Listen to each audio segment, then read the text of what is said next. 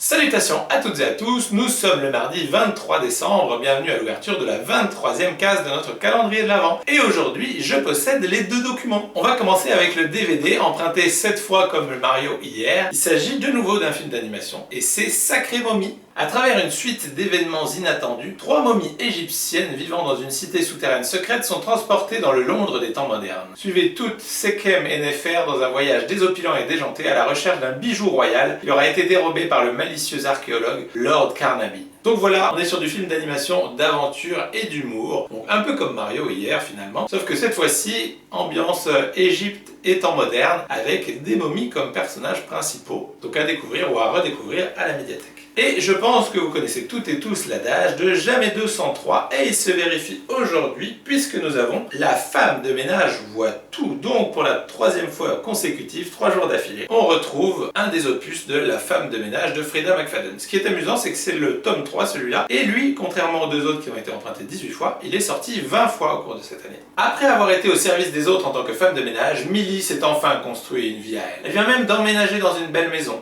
dans une petite impasse chic et tranquille, avec son mari et ses 2 enfants. Mais son rêve d'une vie paisible est rapidement terni par la rencontre de ses voisins. Il y a Suzette, bien trop snob et aguicheuse, son insipide mari, mais surtout leur terrifiante femme de ménage au regard perçant et au comportement plus que suspect. Les craintes de Millie montent d'un cran lorsque des bruits étranges se font entendre la nuit dans sa propre maison. Pire, elle éprouve un étrange malaise et se sent épiée. C'est certain, quelque chose ne tourne pas rond dans cette rue si tranquille. Mais est-elle prête à en découvrir les secrets ? Et surtout, le temps de comprendre ce qui ne va pas. Tout peut arriver. Elle vous observe, et vous n'avez nulle part où vous cacher.